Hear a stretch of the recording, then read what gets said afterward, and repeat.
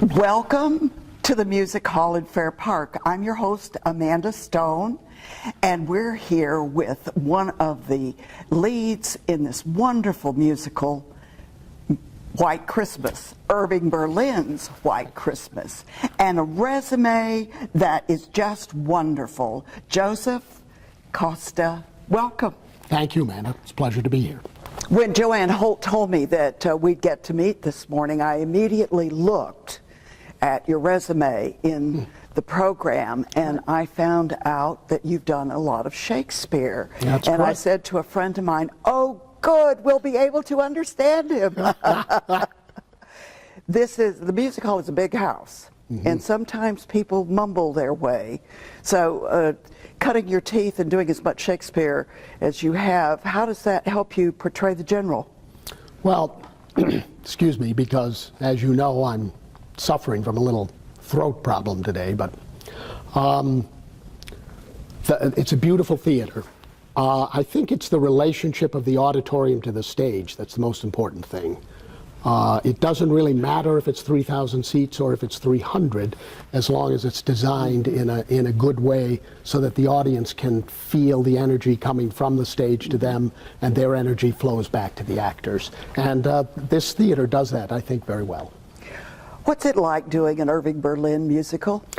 It's funny because I come to musicals very late in my career. I've never done a musical unless you count Three Penny Opera, the Brecht Weill piece, as a musical, and I guess we should. But I've recently done a national tour of Dirty Dancing, which was the musical version of the movie. And now this is my third year with the White Christmas Company. Really? So it's a joy for me.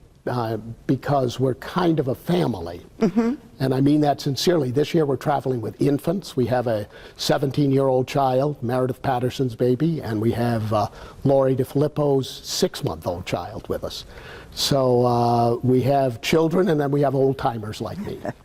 Well, that was one of my questions. Do you all get together on Christmas Day, on your day off, with each other? Yeah, we have traditionally done that with the White Christmas tour, and we're definitely doing it again this year, thanks to our producers who are going to give us some kind of generous party. We're going to find out what that's like, but it'll be coming along pretty soon, next week.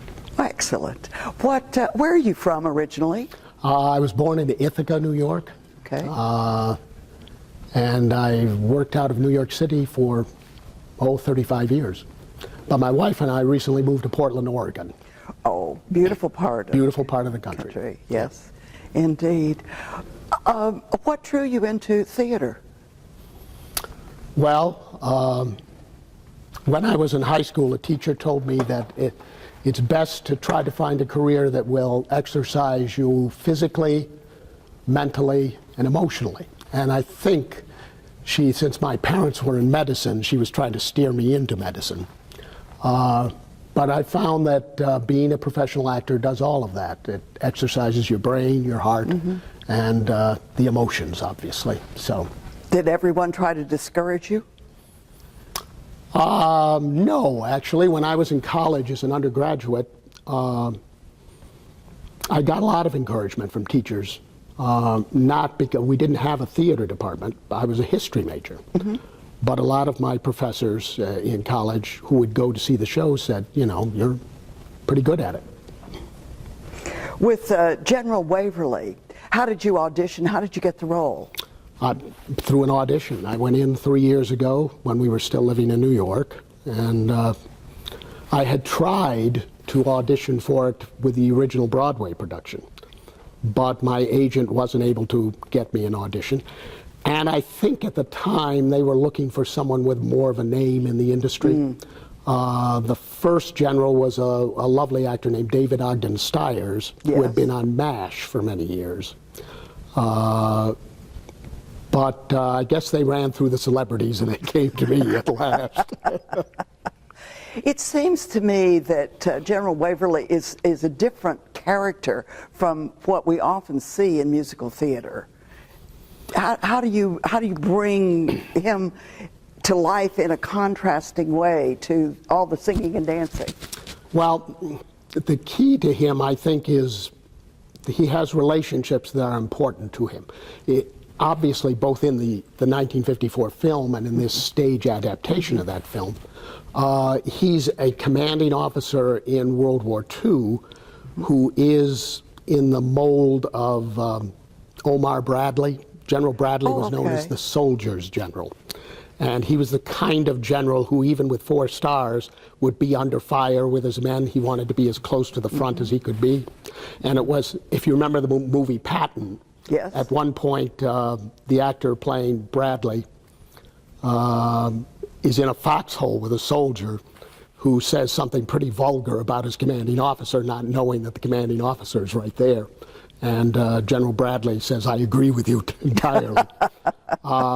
And I think General Waverly is that kind of general. That's why they love him so much, that he's concerned with having as many of his men as possible survive the war.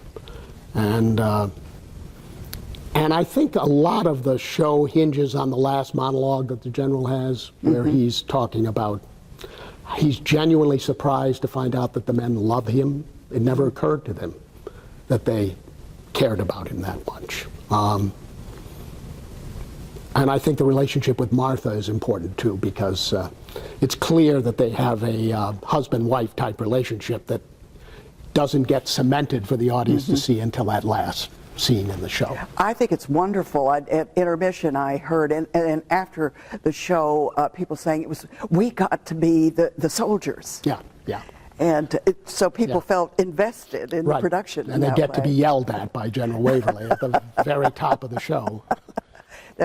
Did you all have a technical director on how to march and how to salute and how to turn? No, I actually served in the Army. I was a sergeant during the Vietnam War era. Okay. I became a sergeant very slowly.